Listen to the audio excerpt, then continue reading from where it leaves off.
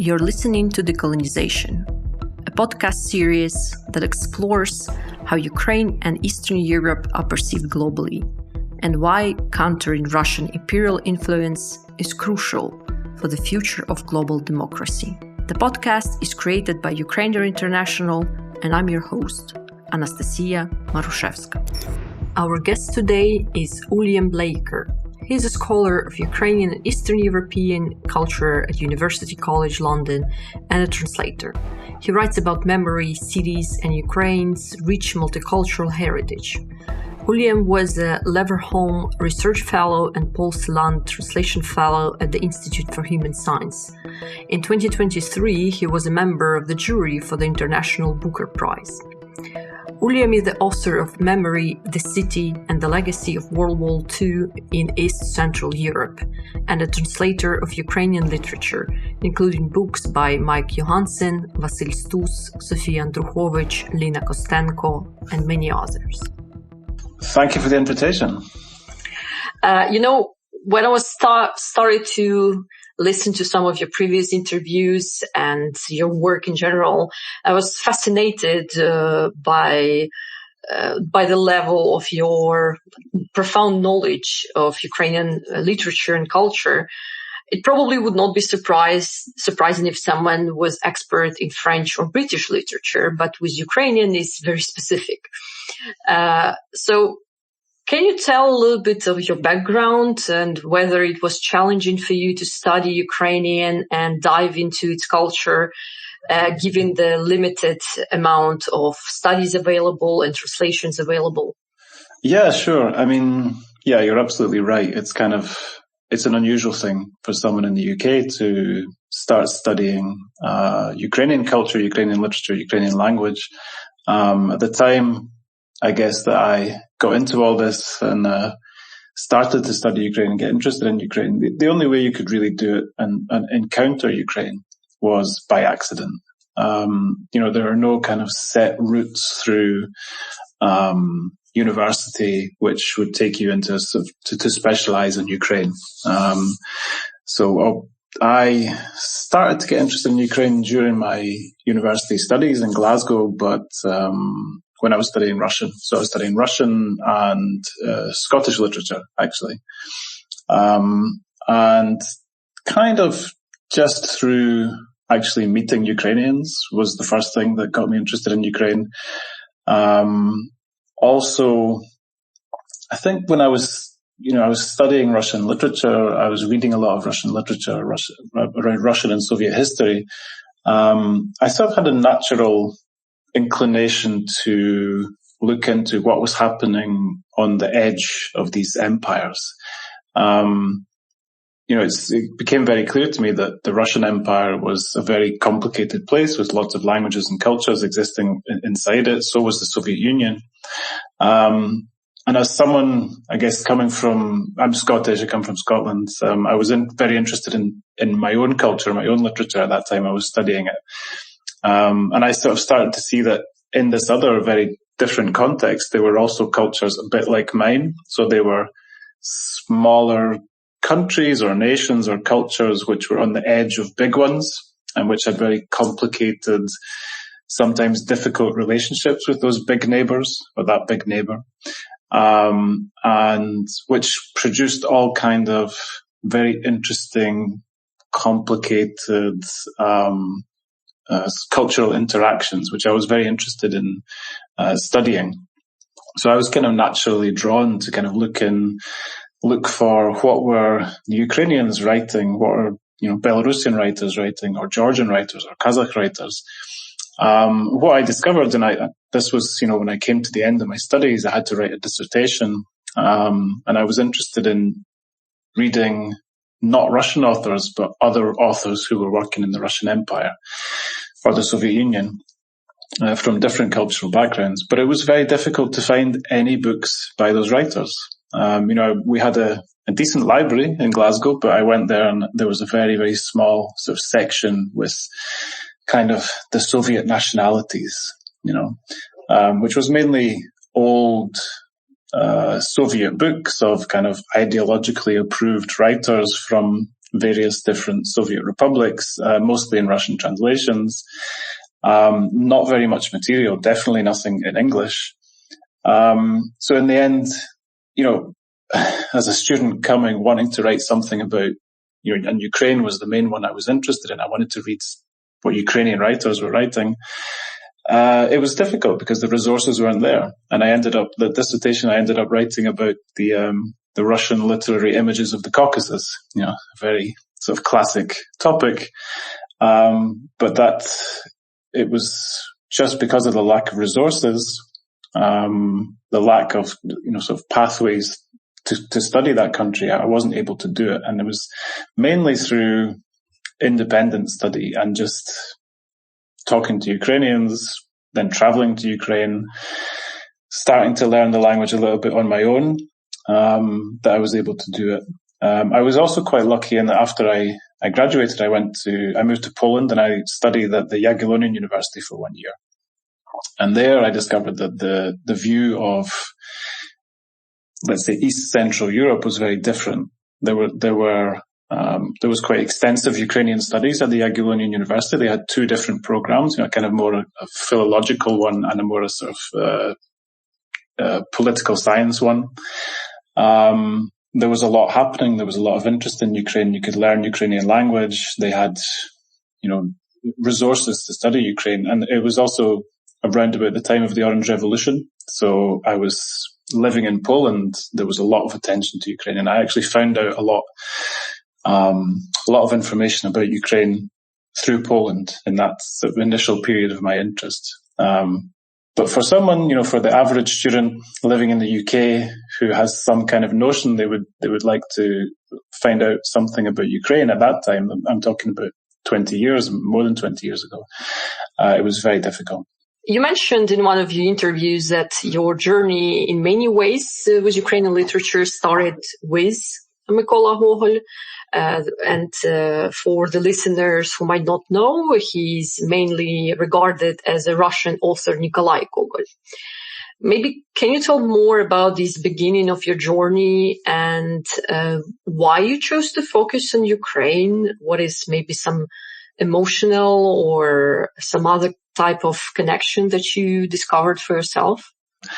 Was with Gogol, but I didn't really realize that I was, encountering Ukrainian literature. So this was just completely, again, by accident. I was in Glasgow. I'm not from Glasgow originally, but I was visiting Glasgow, and went into a secondhand bookstore, just looking for something to read. I guess I was about 16 years old, 16, 17. And I saw this book with a very strange title, Diary of a Madman. A very striking image on the cover, which was a drawing by Repin. And I thought, this sounds intriguing, an interesting title. I read the blurb on the back. Okay, I'll buy it. It costs £2 or whatever, old, worn out book. And I was completely blown away by this writer. It was very, very strange, very funny, very eccentric. It was something I'd never read before. Presenting a really weird and different way of looking at the world. And I thought, this is really interesting. I'd love to learn more about this writer and about this culture. But I still have that book, that copy of that book. And if you look at the cover information and the little introduction, you would have no idea that this is a Ukrainian writer. It's just Gogol's a Russian writer. And that's it. Quite quickly, though, I discovered that there was a different side to him. So just, again, this is another one of these chance encounters. Where I come from a small island in the northwest of Scotland, and there was actually one Ukrainian man living there. Very unusual for a Ukrainian to live somewhere like that at that time. And I got to know him, and he gave me a copy of the Ukrainian stories by Gogol, so the Canka stories. And I discovered that, okay, so this guy who I thought was a Russian writer actually is Ukrainian, but he's kind of going back and forth between Ukraine and Russia. He's kind of seems to be on the edge of two different cultures. And that was immediately very interesting for me. How a writer could be two things at once, could have this kind of double identity. So, it turned out that actually everything that I kind of felt in the first reading of Gogol was absolutely true. And this is kind of basically what I'm teaching my students today when we read Gogol, about the ways in which which culture, language, literature function within empire. And the way you do get that, often you get this doubleness or tripleness of identity. But also, different levels in which you can read texts. If you can read Gogol on a sort of surface level, but you can also read, you can read it for the humor, for the exoticness, the kind of colorfulness of the Ukraine that he shows. But underneath it, there's this very subtle layer of subversiveness, and there have been writers who have claimed this kind of slightly subversive attitude towards the empire within Gogol. And I think that does exist. And that's something that I sort of never tire of exploring in those texts by Gogol. So yeah, Gogol was kind of the way into Ukrainian culture in one way, but is quite distant. He's relevant. He's very relevant, but he's distant from what Ukraine is on the ground on an everyday level. Yeah, but it's you mentioned this double identity, and I think about Hohol we discussed it in Ukraine a lot, about this kind of duality of identity. And before, I think you made this, I believe, insightful comparison to Kafka, who was a Czech Jew. He was writing in German, and he gained greater recognition than many of his Czech-speaking contemporaries.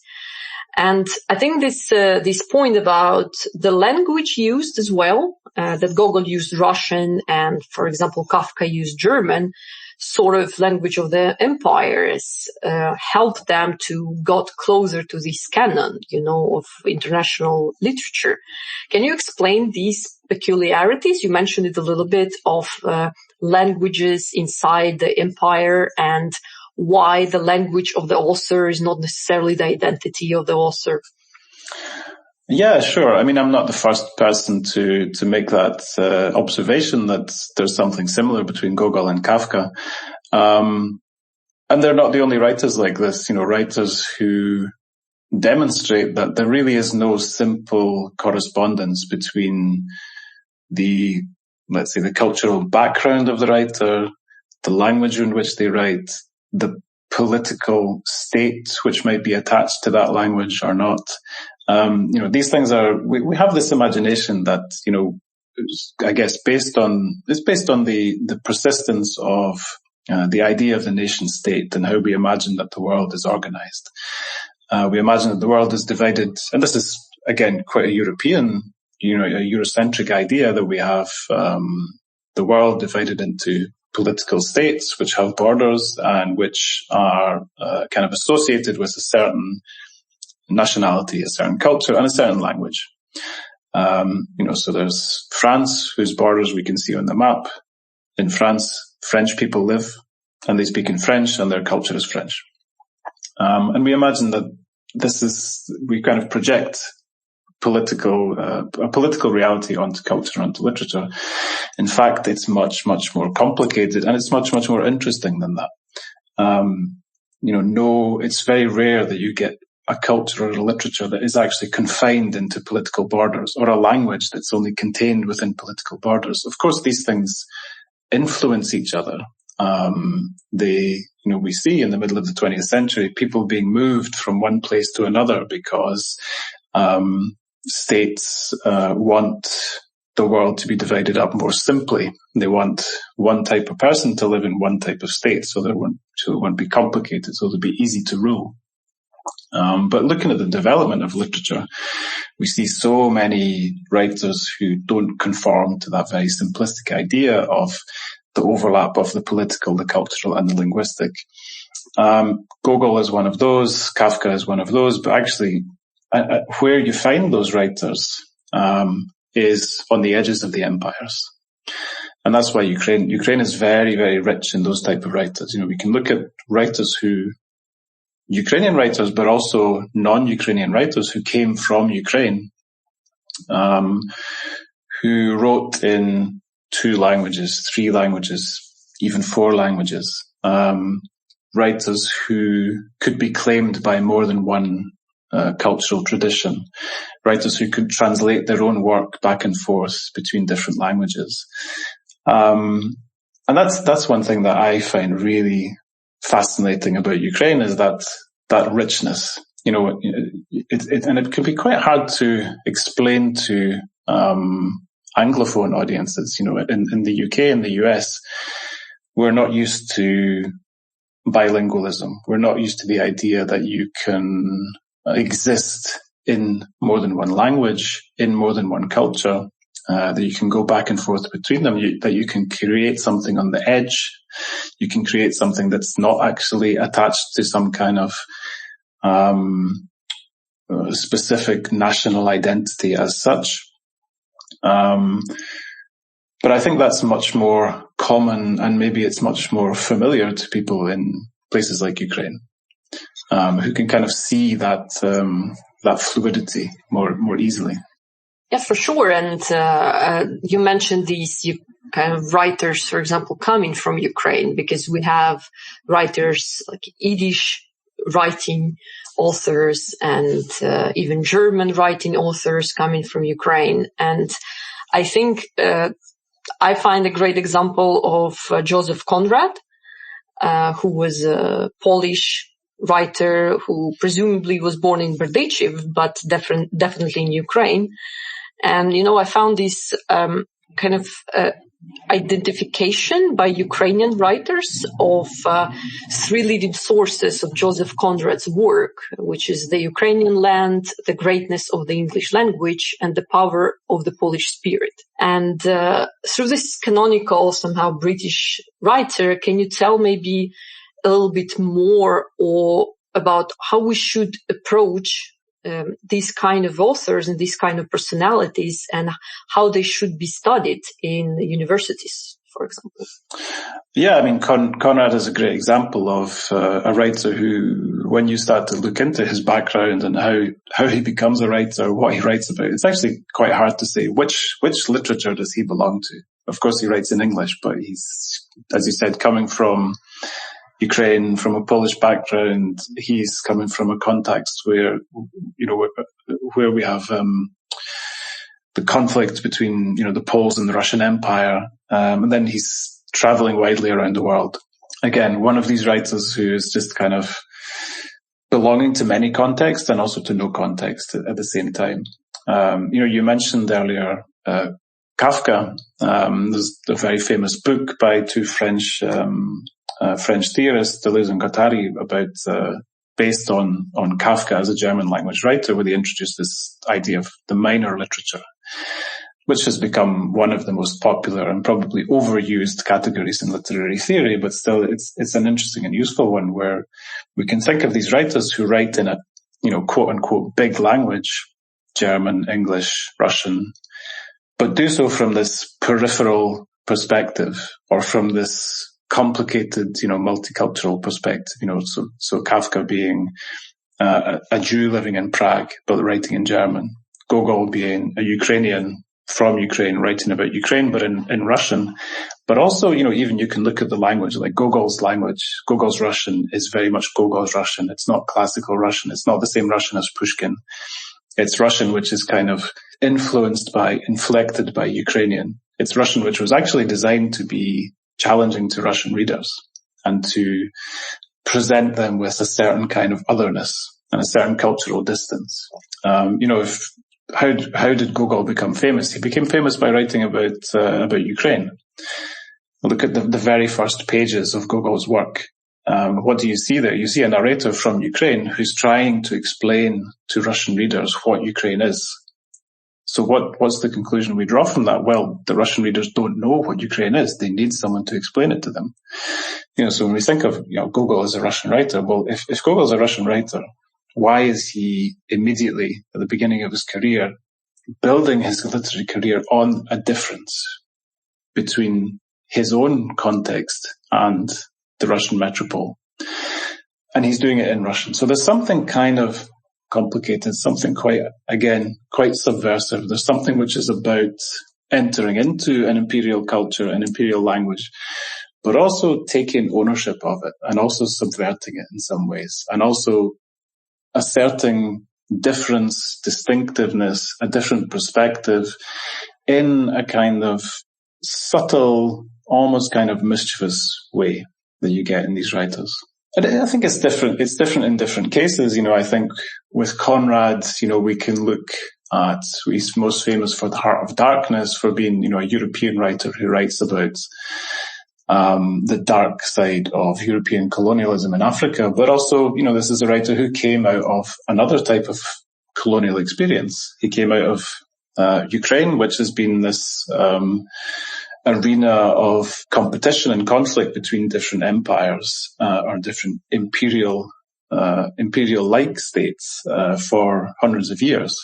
The Austro-Hungarian Empire, the Russian Empire, the Ottoman Empire. We could also speak about, the Polish-Lithuanian Commonwealth as a sort of quasi-empire even. So it's, if you understand that about Conrad and his origins, and the fact that he comes from the Polish background, which has suffered from Russian colonialism, and his own family obviously suffered, you can understand why he's coming into this other colonial context and this other imperial context of imperialism. You can see that there's a kind of logic to that, which is not always recognized. I think that whole dimension of Conrad's origins in Ukraine is not necessarily recognized as something that can tell you a lot about his most famous text, but I think that it definitely can. Yeah, I agree with you. And, I just yesterday bought a book by Jan Burnett. To be honest, I don't know much about him. But this is a book about Joseph Conrad and about his trips to Singapore and modern Indonesia. And, of course, in the description of who he is, it's not mentioned that he's coming from Ukrainian land. And when later you actually read these stories, from his trips, it's so wrong not to actually explain these complexities, because you actually do not then understand his vision of empires in general. And so it's very interesting. And his father was sent to Siberia because he was resisting the Russian Empire. And Conrad grew up in in immigration. And, this thing about diaspora, cultural diaspora of countries like Ukraine and Poland, I think is also quite not very well known. And can you maybe tell a little bit of the contribution of diaspora to the legacy, like literary legacy of Ukraine and Poland, and maybe the region in general? Yeah, it's a really important question. Again, diaspora, where does this phenomenon of diaspora come from? But it's a complicated question. Depends how we define diaspora, but it's certainly something that is intimately connected to histories of imperialism and the creation and then disintegration of empires, which then leave, an empire can fall apart and leave a certain group which was existing within one state in different states. Or empires can force people to leave the empire. If you think about the Jewish diaspora in North America and in other places, many of them got to where they ended up because of the anti-Semitism in the Russian Empire and the pogroms. Same with the Ukrainians who are in North America. Many of them moving there for reasons partly could be to do with repression and cultural repression, linguistic repression, and so on, but also partly to do with economic factors as well. But whether it's cultural, whether it's economic, we can trace these things back to empires. And the 20th century is in many ways defined, by the phenomenon of diaspora is quite a characteristic feature of the 20th century. We can think of, like I said before, the Jewish diaspora, but also we could think of examples like the Armenian diaspora, again, the creation of which has a lot to do with empire and imperial violence. With Ukraine, as this kind of very clear and powerful example of a state which has been so profoundly affected by the shifting of borders caused by the competition between empires, by the movement of people that entailed, by the wars that come out of those imperial competitions, the fact that wars also always caused mass displacement, mass movement of people. Ukraine has always been a place affected by those phenomena. And so people have often been leaving Ukraine for those reasons. And we saw that it's happening still today. So many Ukrainians displaced by Russia's most recent act of aggression against Ukraine. And what happens always is, diasporas don't just kind of disappear when they end up in different countries. They start to self-organize. They start to often look back to, the quote-unquote homeland. And the Ukrainian case has been really a really powerful example of a diaspora which has held on to its identity, which has cultivated that identity, but which has also developed an identity and a culture and even a language which has grown in many ways separately to what's happening in Ukraine. So again, it's another example of that complexity and richness of Ukrainian culture and identity, that there are different versions of it. You can even, if you look back to the late 19th century, you have one version of Ukrainian literature which exists in the Russian Empire. You have another version that exists in the Austro-Hungarian Empire. And then pretty soon in the 20th century, you have another version that exists in the diaspora. And obviously, they're not isolated. They're connected. They're talking to each other. But there are borders between them. And there are factors that make them develop in different ways. So you sort of have to study Ukrainian literature as the development of, yes, one literature, but also one which has quite distinct pathways, quite distinct branches growing within it. Again, I think it's something which makes it very, very intriguing to study. And you mentioned, like Ukraine being somehow a playground, for different empires, which is Muscovy, Russian Empire, Austro-Hungarian, and also Polish-Lithuanian Commonwealth. And what would you say about the state of Ukrainian language and literature under different empires? Because the experience was very different, but maybe there are some peculiarities that you find interesting in these different spaces under different influence. Yeah, there are, the different historical, political conditions in which Ukrainian writers were writing made, they impacted the literary production quite profoundly. In many ways, the standard language was different. So if you read texts, if you read Franco, he's writing in a different type of Ukrainian than his contemporaries in the Russian Empire. The processes of different versions of the standardization of Ukrainian language are, again, these things are still developing and still quite fluid well into the 20th century.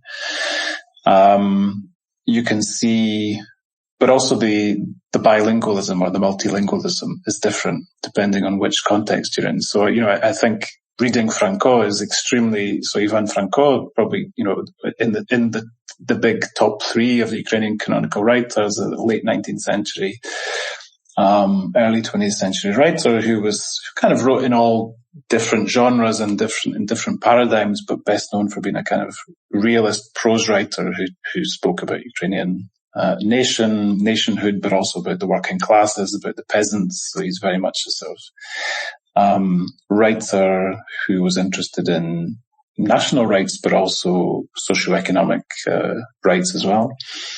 But if you read his texts, and he was a writer who, for example, wrote a huge chunk of his overall output in the Polish language because he worked for Polish newspapers.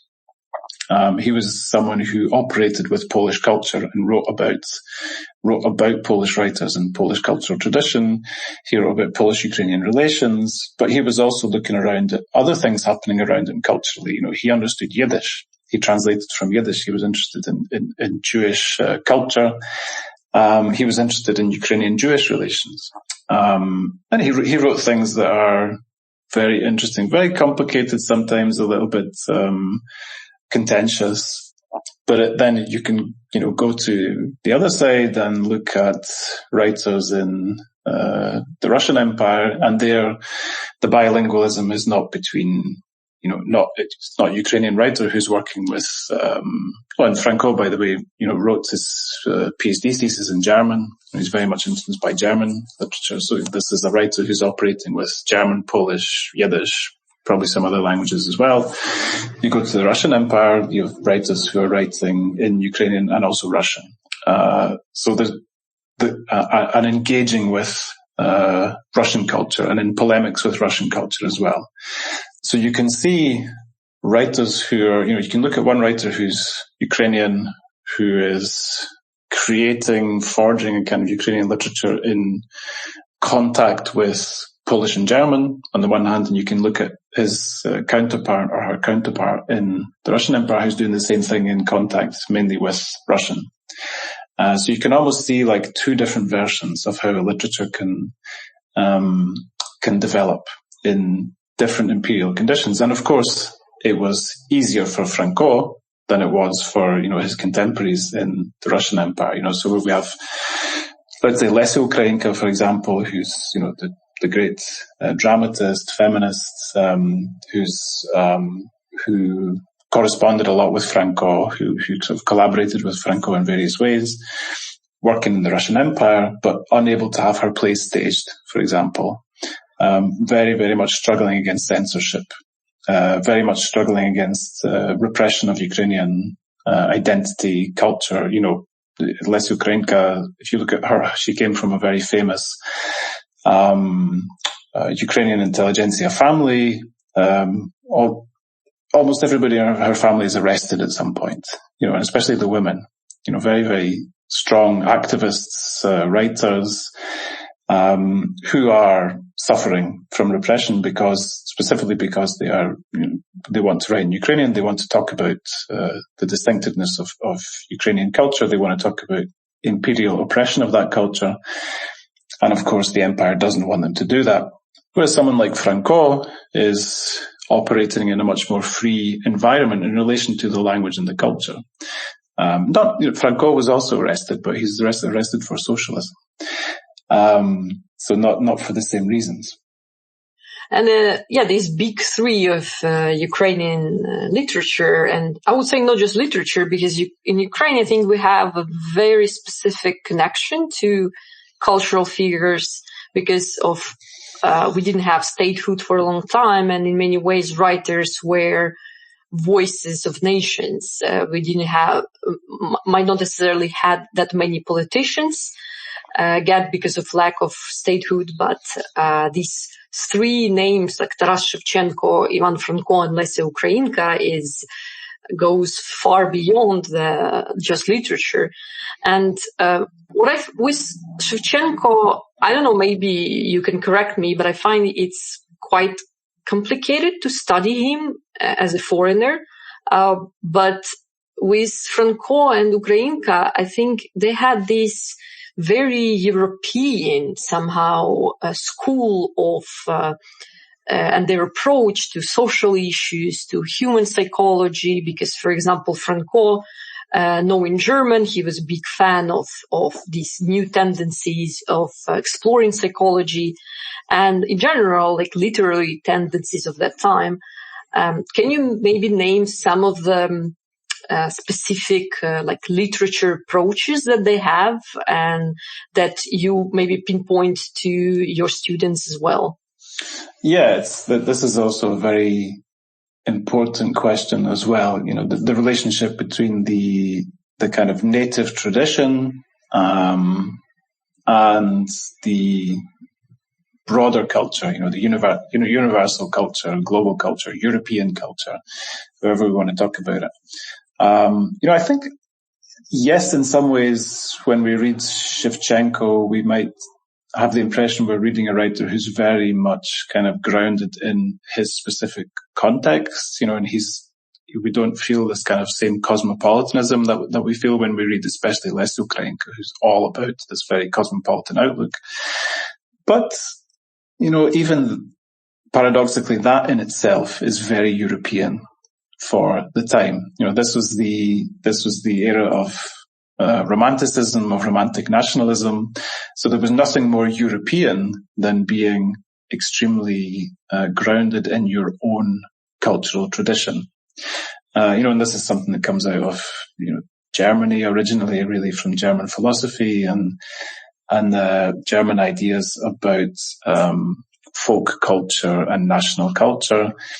Spreads very quickly around Europe. So everybody, Europe at the time, romantic writers are really exploring their own distinctive tradition, and it's important to remember, that it's at this, we're talking about the early 19th century.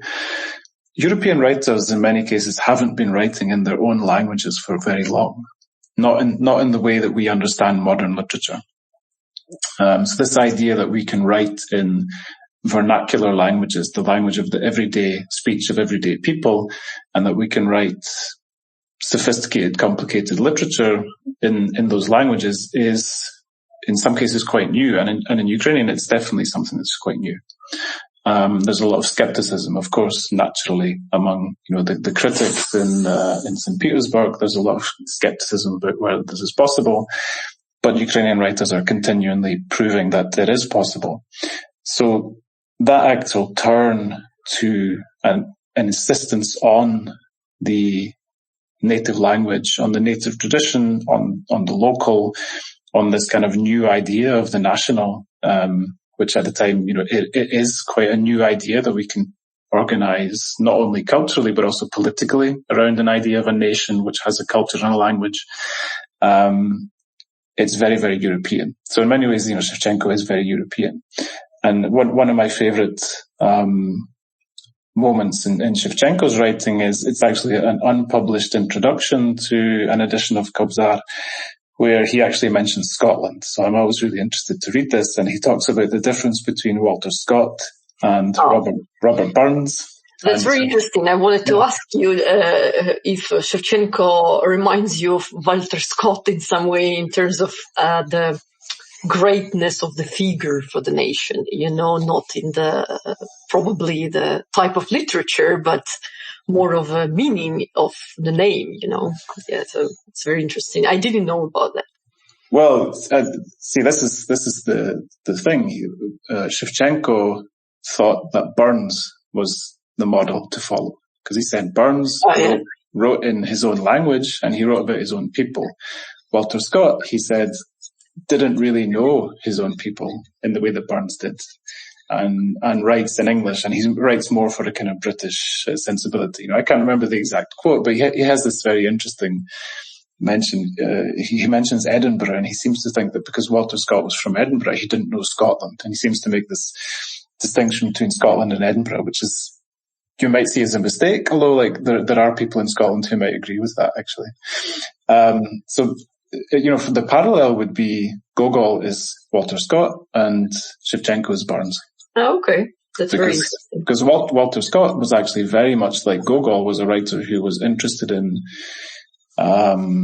reading the history of this kind of tension and conflict between the two countries, between England and Scotland, but kind of showing how that history comes towards this harmonious union. And Scott was not a Scottish nationalist as such. He was very much interested in, very much supportive of the Union, but, quite conservative in his politics, very much in the way that, we as much as we might argue that there are things in Gogol which are subversive in relation to empire, and I think if you read some of the stories, there absolutely are, but still it's about negotiating a kind of synthesis and a kind of harmony of the union of different cultures within an imperial context, which many writers at the time thought was possible and thought was desirable. And I think that's what we see in both of those writers.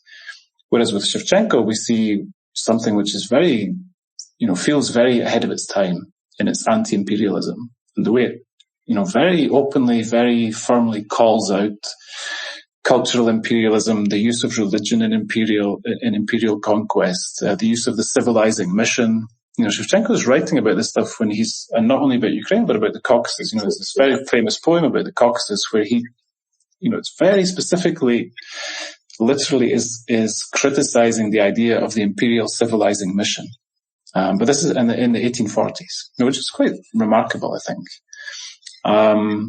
And the way that he uses the language, I think he understood also that Robert Burns was a great example of a writer who is not writing in standard English in the language of the imperial center, but was using his own native linguistic tradition to create high literature. And that's what Shevchenko wanted to do. He was interested in that idea that you could take this quote unquote marginal language and create something, create high literature, important literature with it, but literature that would be crucially understandable to ordinary people and not for a small elite.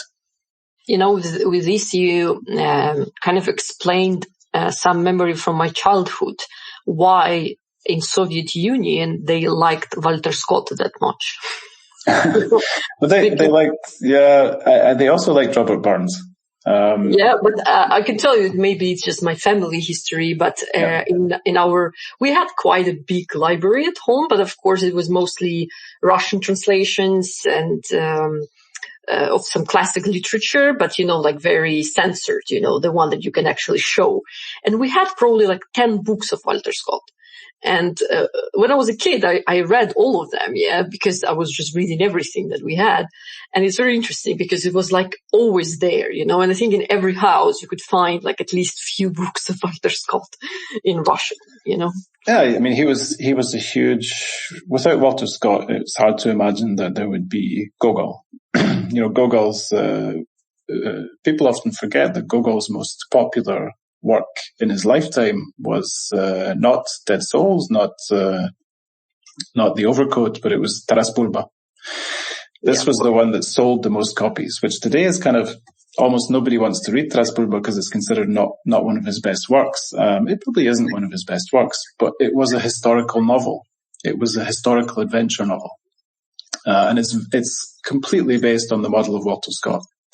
He was saying, how can we take history and reimagine history as the basis of this very modern literary genre, the novel, which we can use to tell a certain story about history to the readership and link those readers together by their consumption of this historical narrative. And it's, this is where we get the start of a really, really powerful trend in culture, which today we see also in movies. Think about the importance of big budget films in the way that we understand history. Films about the Second World War and so on, because we're all, people who belong to a certain society come together and they consume the same stories en masse. It's very, very powerful. And in the 19th century, that function was performed by novels. And Scott really pioneered the idea that people could learn their history through the novel. And Gogol was doing the same thing. And this is also a really interesting moment between, Ukrainian Gogol, Russian Gogol. Gogol writes two versions of the same novel. The first one is Ukrainian. It basically doesn't mention Russia. It's all about Cossack history, fighting against the Poles. Later on in the 1840s, Gogol is trying to kind of politically bring himself a bit closer to the empire, be a bit kind of more politically, let's say, helpful, because he was worried about some of the other things he'd written being too critical of imperial society. And there's also a big push in the Russian Empire at that time for, there was literally an official demand from above for writers to write this kind of stuff about Russian history. And Gogol decides, okay, I'll take that Cossack history novel that I wrote in 1835. I'll rework it. And he then starts adding in all these different lines into the same novel about the Russian Tsar and about orthodoxy and about, the ancient Russian lands and all of this kind of stuff, which feels quite actually artificial when you read it.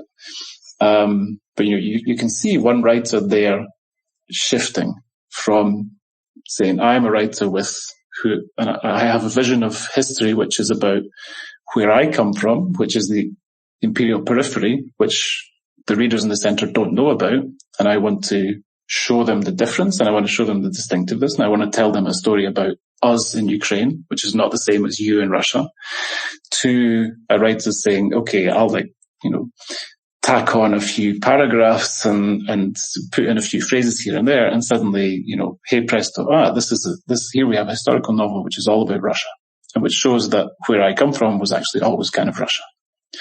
It's a very interesting experiment to read both versions of that novel. When we talk about this oppression of Ukrainian writers, I would like to talk a little bit about the continuation of Russian Empire, which was basically USSR, and of course, about the executed Renaissance, which is crucial to mention if we talk about Ukrainian literature.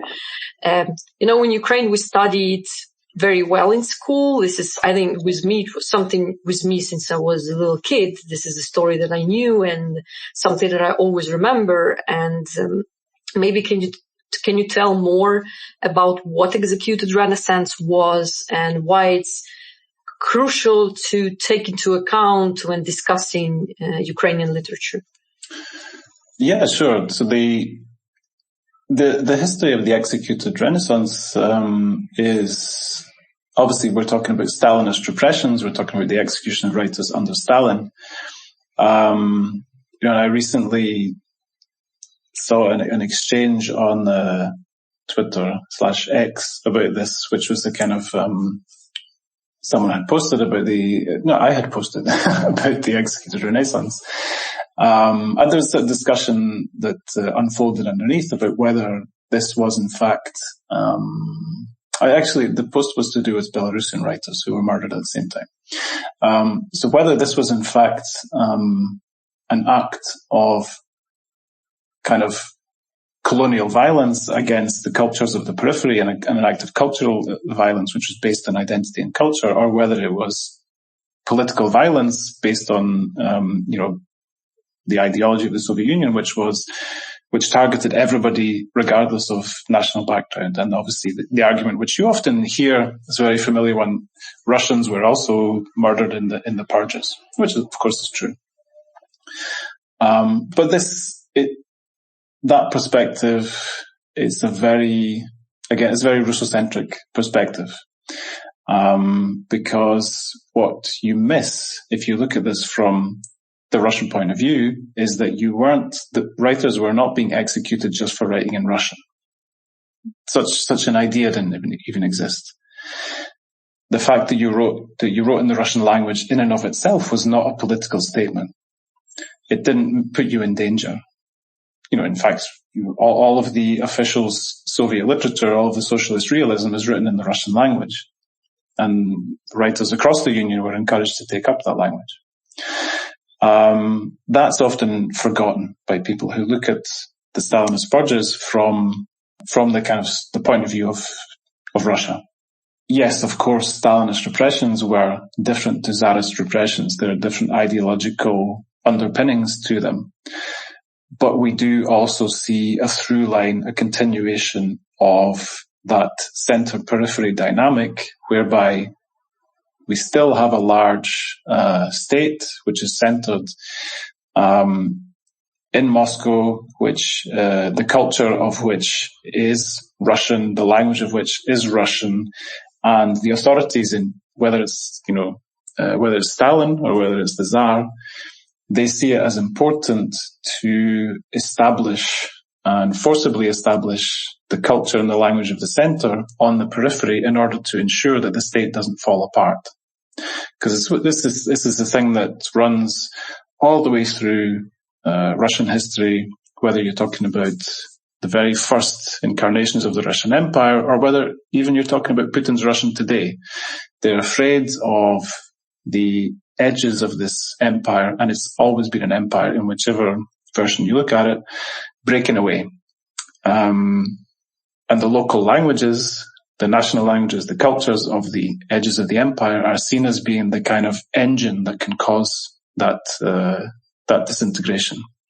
So there is a continuation between writers being shot in the 1930s and writers being arrested, persecuted, censored under the Tsar as well. We find very, very similar types of language being used, about separatism, about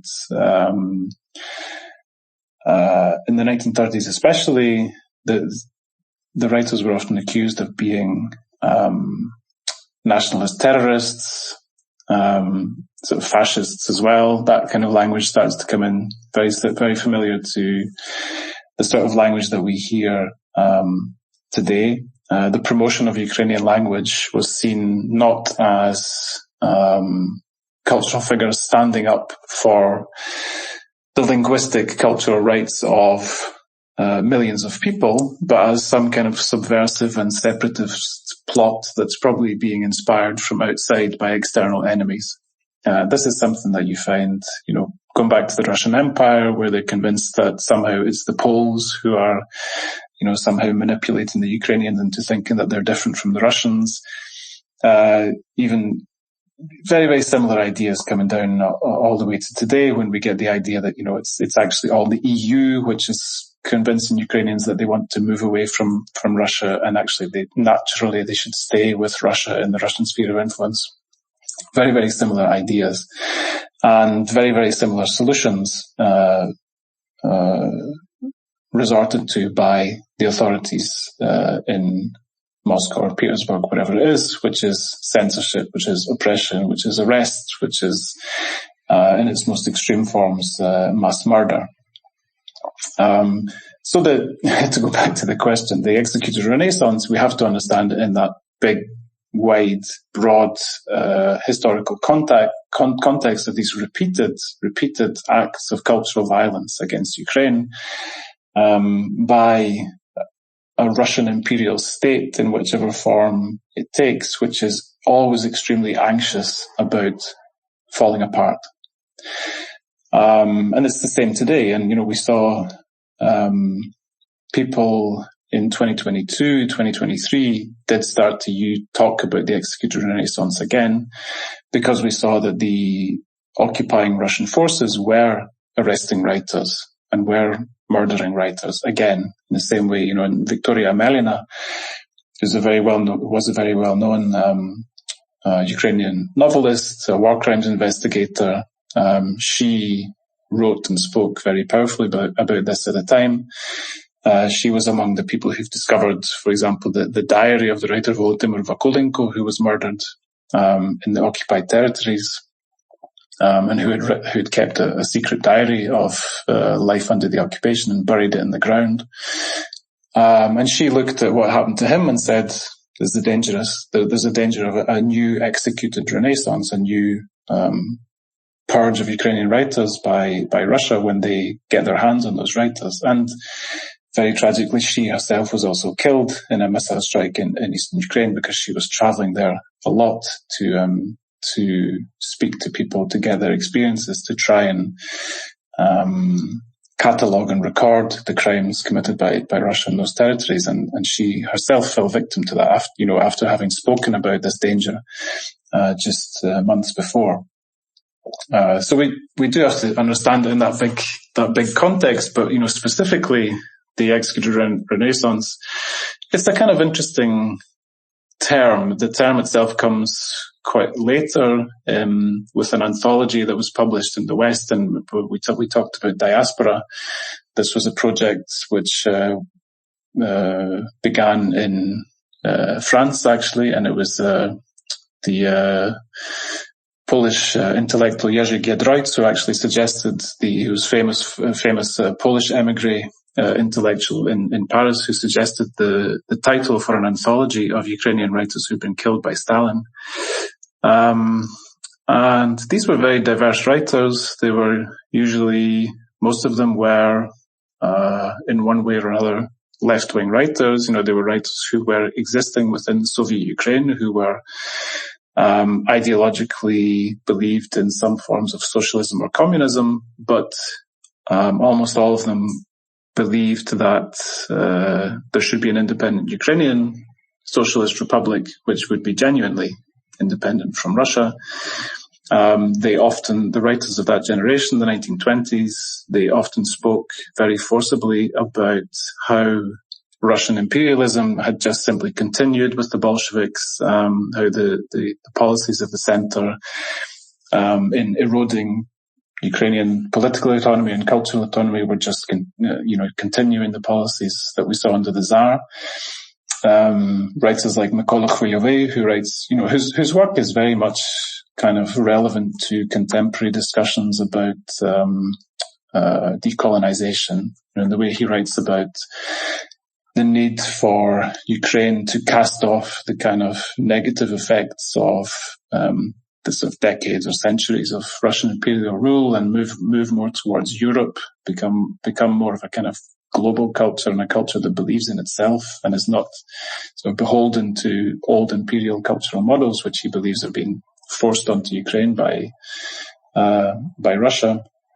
So those writers, they really had that strong sense that they are going to write in the Ukrainian language. They're not going to be forced to conform to some kind of cultural hierarchies where Russian culture is at the top and Ukrainian culture is supposed to just kind of follow along and imitate.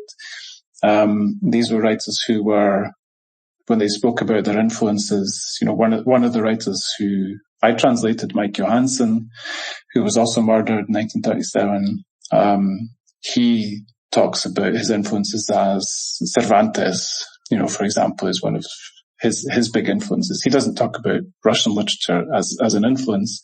He talks about European literature. And this was a whole generation who was very cosmopolitan, very outward looking, very interested in modernizing Ukrainian culture. This was modernism. This was the avant-garde. And all of that was terrifying to the center. Again, it was this idea that the culture is becoming too modern, too confident, too self-sufficient. And by the time you get into the 1930s, this becomes simply unbearable for Stalin. And you have this extremely violent response whereby hundreds of these writers are murdered. And it essentially wipes out a whole generation of Ukrainian writers and is really very, very destructive of Ukrainian literature, but also obviously, first and foremost, because of the loss of those lives, but also then a whole period of Ukrainian literature becomes invisible to Ukrainians and also to the world. So when we think about avant-garde modernist literature in Europe, we have certain writers who come to mind. It could be Kafka, for example. But we often think of there are a bunch of Russian writers who would probably come to mind to the average, European reader, but they wouldn't be able to name a Ukrainian avant-garde writer. But why not? Well, they probably assumed that because they probably didn't really exist, but they did exist. But they've been made invisible because of that initial act of violence, and then because of decades of censorship, of this kind of campaign to basically make Ukrainian literature, the history of Ukrainian literature being self-sufficient, cosmopolitan, independent, invisible to the world. I agree that we do speak about executed Renaissance even more since the beginning of the full-scale war, because we see some of the tendencies repeating. And this year we've been talking specifically a lot about Sandarmoh, which was part of the Gulag system, and where in 1937, as a part of this executed Renaissance, there were over 1,000 people killed, like in very, very short period of time. And many of them were Ukrainian writers, scientists, artists. And I would like to mention one name of Valerian Podmohylny, who was killed there in Sandarmoh as well when he was just 36. And I recently heard one of Ukrainian scholars saying that she believes that he would be Ukrainian Nobel Prize winner in literature if he would have survived. And you might agree or not agree with this, but I believe that just kind of through the story, through the literature with Podmohylny, maybe you can also tell his contribution and contribution of this generation to the European heritage in general. Yeah, I mean, this question of would Podmohylny or some other writer, would they have won the Nobel Prize if things had gone differently? It raises this question of again, that one of those effects of imperial cultural violence, which we see very strongly in Ukraine, it's not only about the censorship of what was written, but it's also about all the things that weren't written because of that policy. All the books that never were completed or were never written. We have a whole generation of writers who were murdered basically in their 30s and their 40s, which, for writers, a lot of the time, the best work could come in their 40s or their 50s or even their 60s. We have writers who have long careers, who write, multiple novels. As you look at the Ukrainian tradition, again and again, we see examples of writers who, and it's not always as dramatic as, the writer was arrested and murdered, but for example, we could even go back to the example of Gogol and Shevchenko. Gogol received stipends from the Tsar to support his writing. Shevchenko did not. You wouldn't get support from the state.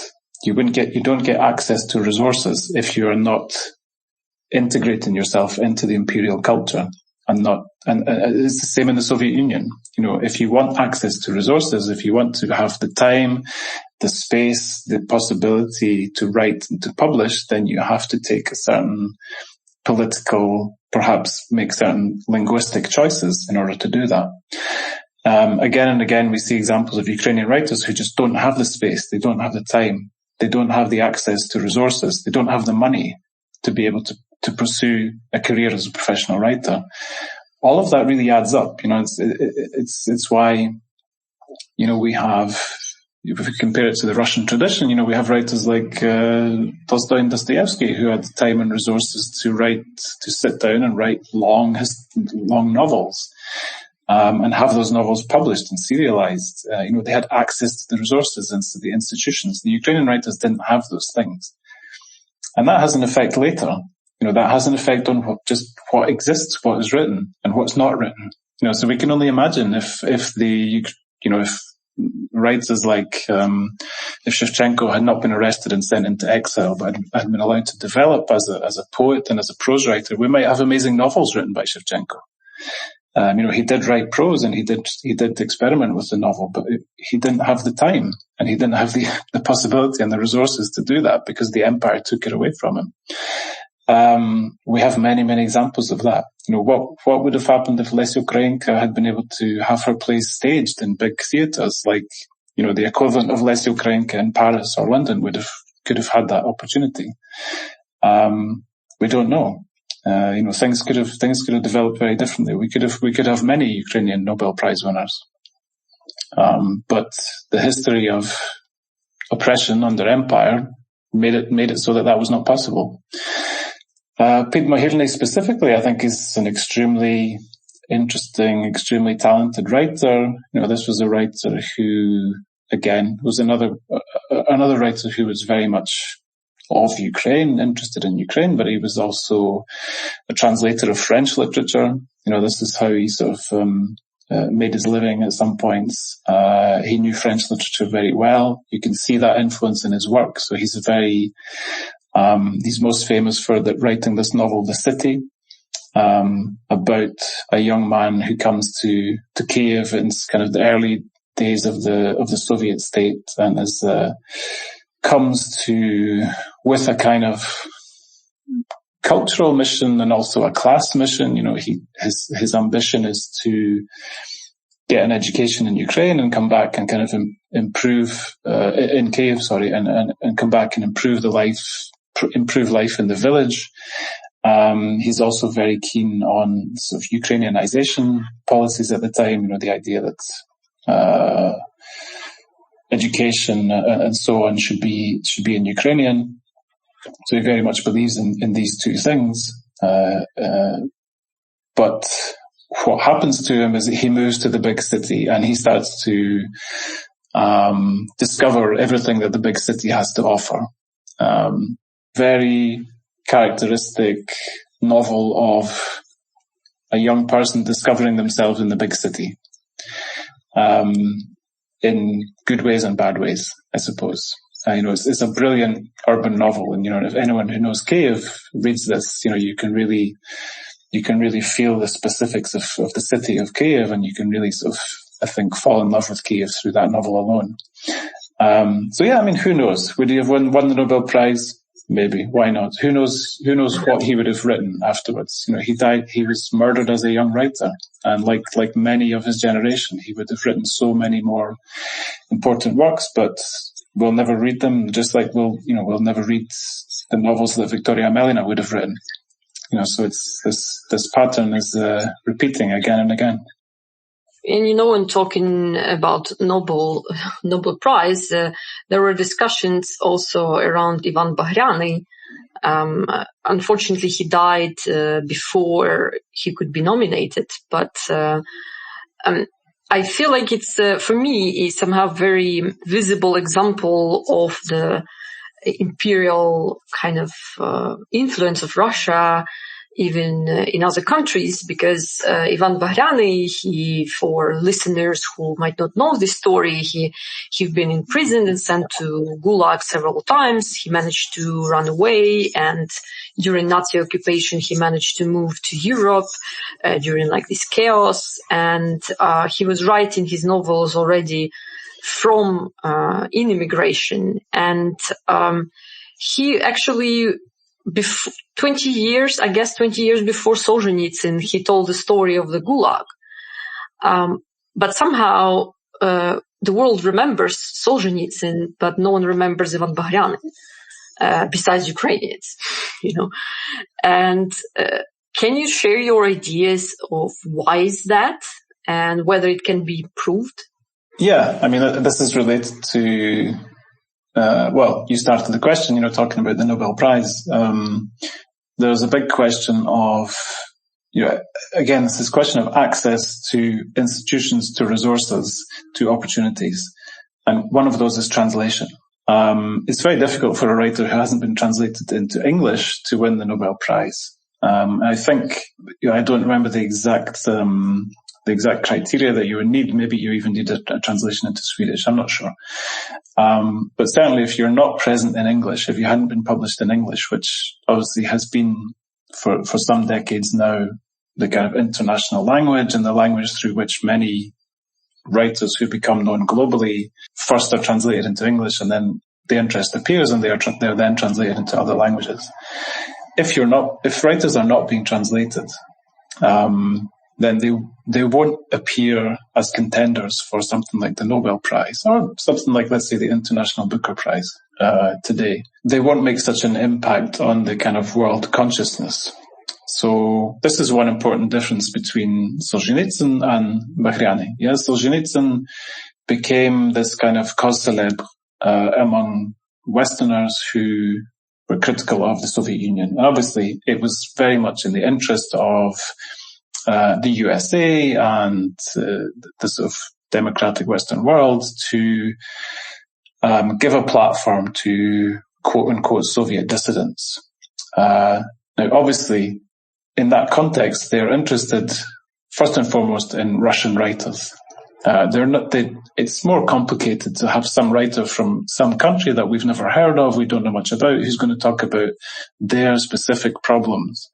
they want someone who's going to talk kind of from the center about the Gulag from a very, from a much more general perspective. But also there is this pre-existing interest in Russian literature, Russian culture, and the great Russian novels. So in the Western imagination, Solzhenitsyn is just one of these. It's another Russian writer who writes big books. Russian writers write big books full of clever ideas, which any educated person should have read. And it becomes this kind of, it's not so much even about what these books are about. It's just a kind of this sort of image of what the educated person should understand and read. And usually those things are, things written by writers writing in imperial or post-imperial languages. Because these are considered, because we still attach cultural value. We have this association between cultural value and political power. The greater, the more powerful the state, then that must mean its culture is more valuable, which is kind of, there's really not much logic in that, but that's how we imagine it. So for that reason, someone like Solzhenitsyn is much more likely to be taken seriously, to be given credibility than someone like Bahrayani, who comes from this context, from this culture, from this language, which we don't know about. And people are just very resistant to things that they don't know about, that they don't understand. Solzhenitsyn comes along and we can say, yeah, it's the contemporary Dostoevsky. Even though it's kind of in many ways a very silly comparison, but, Russian writer writes big books. That's enough for the broad imagination of the Western reader. Whereas with a Ukrainian writer, well, we don't even know what Ukraine is. Precisely because of this history that the Russian Empire and the Soviet Union has ensured that the world doesn't know what Ukraine is. Because if the world knows what Ukraine is, it will start to sympathize with Ukrainians and might start to support their aspirations for independence. Yeah, so they've very much put a lot of effort into making Ukraine invisible to the world. But also, this is not all just about what Russia is doing. It's also about what we are doing in the West. And it's about our cultural prejudices and about the fact that we have this very limited imagination when it comes to reading the world. We still have this tendency to only take seriously writers from big important literatures, quote unquote big important literatures, Russian, French, German, and so on. We find it a lot difficult to handle something that's from somewhere strange and exotic that we don't know about. But we also have, how do these things get translated? Well, you need translators. You need people who are mostly, not always, but mostly native speakers of whichever language. So in this case, English, who are interested in foreign cultures, who know the languages, who have a good enough knowledge to translate. How do you get a good enough knowledge of a language? Well, you study at university. You study at school. And this goes back to the very beginning of our conversation. If there is no possibility for a person to learn the Ukrainian language, then there's no translator. So there's nobody to translate Bahrayani into English. With Solzhenitsyn, with other Russian writers, because you have the institutional support for Russian culture, you have which is based on a broader kind of just cultural perception that this is an important big culture. Those possibilities exist. You have many translators. When those translators go to the publishers say, yes, Russian literature. We all know Tolstoy, Dostoevsky. Let's go for Solzhenitsyn. Let's go for whichever Russian writer comes out, because this is something which is familiar, we're comfortable with, the readers will buy it. Nobody, publishers especially, don't want to take risks, because then it comes down to money. So that problem of the lack of access, and obviously here it's important to come back to another point that we raised in our discussion, which is diaspora. The many translations into English did happen thanks to the diaspora, but the diaspora can only do so much. The diaspora sets up its own publishing houses. It establishes chairs in universities in North America. It gets things out there, but it can't influence the publishing policies of, the big publishers of Penguin or whatever. It can't establish Ukrainian in every university. it can only do so much. So, they can translate Bahrani and they can publish it in their diaspora publishing house, but it kind of will stay within the diaspora. It won't have that. It won't have the broader support of universities, of the media. Yeah, so we need the literary reviewers and the newspapers and the magazines to pay attention to this. But again, for them, they have this prejudice towards Russian and this kind of unwillingness to broaden their minds a little bit to read something about Ukrainian, about something they don't understand. So we have all these structural problems in the West, which make it difficult for a writer from Ukraine to exist in the English language and then, to go on from that to things like the Nobel Prize.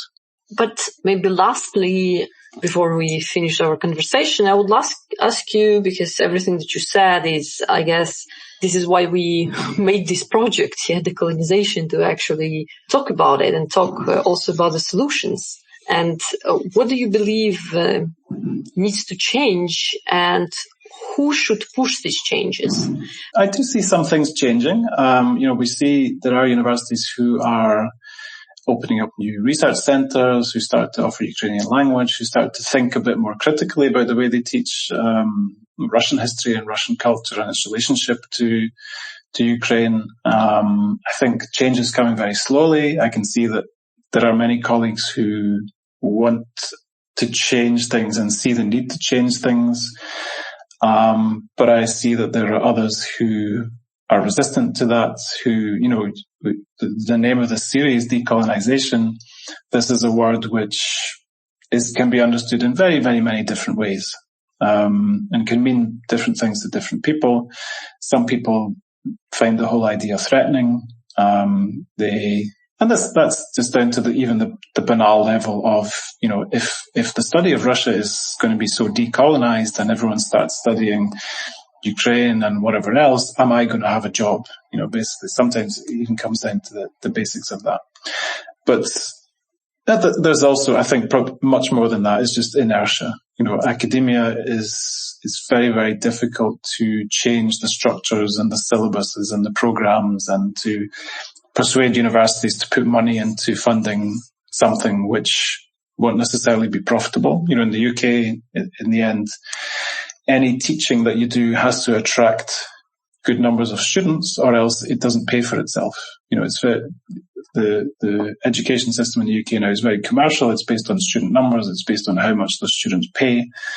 And still, sadly, students are willing to come and pay to study Russian in much bigger numbers than they are willing to come to pay and study Ukrainian. Having said that, if you look in the wider context, the study of Russia, it's hardly the most lucrative program of study available. It's actually quite marginal in the bigger picture even then.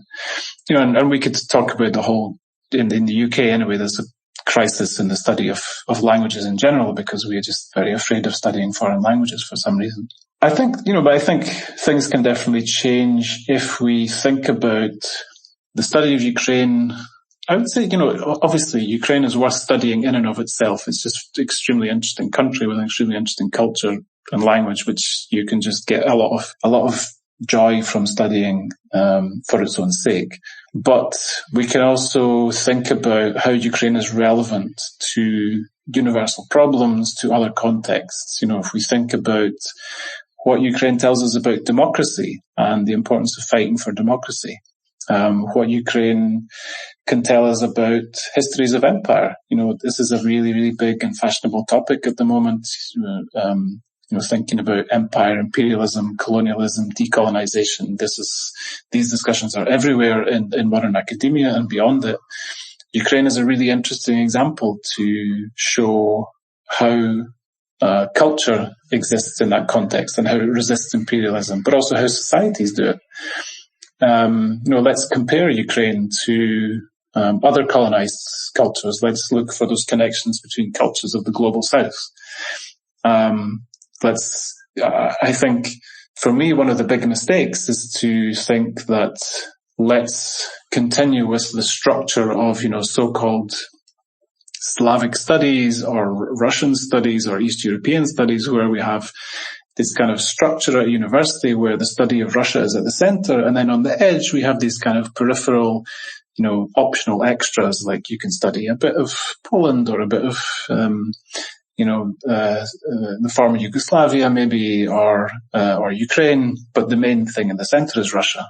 Well, I think let's stop thinking in that way. Let's think about, let's study Ukraine in relation to, literature about empire from India or from South America. Let's think about Ukrainian modernism in terms of European modernism and not only in relation to Russian modernism. Let's study Ukrainian cinema not just as part of Soviet cinema, which is basically considered to be Russian cinema, but let's think about it in terms of, European avant-garde cinema.